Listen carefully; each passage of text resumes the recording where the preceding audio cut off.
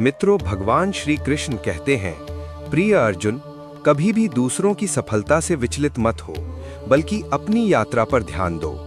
कर्मण्येवाधिकारस्ते मा फलेषु कदाचन, यानी तुम्हारा अधिकार केवल कर्म पर है, फल पर नहीं।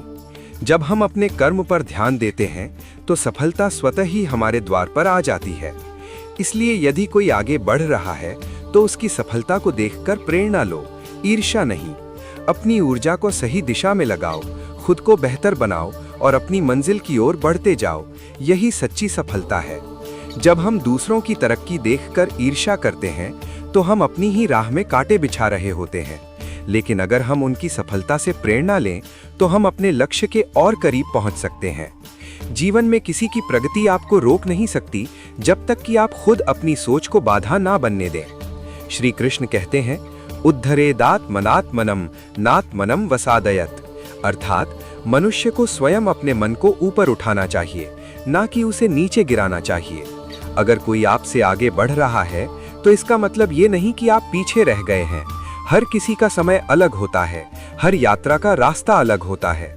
जो लोग सच्ची मेहनत से आगे बढ़ते हैं वे किसी को नीचे गिराकर नहीं, बल्कि अपने प्रयासों से आगे बढ़ते हैं। अगर हम भी अपने कर्म पर ध्यान दें और दूसरों से सीखें तो सफलता हमारा भी स्वागत करेगी।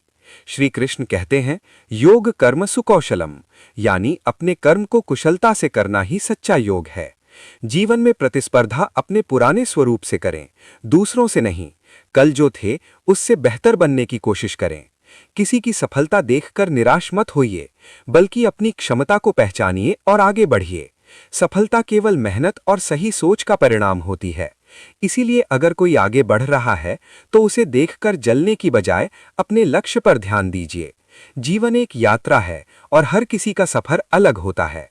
प्रिय साथियों, बताइएगा कि आज का ये प्रसंग आपके मन को कैसा लगा। अगर आपके दिल में श्री कृष्ण के लिए सच्चा प्रेम है तो वीडियो को एक लाइक दें और कमेंट में पूरे भाव से लिखें, जय श्री कृष्ण।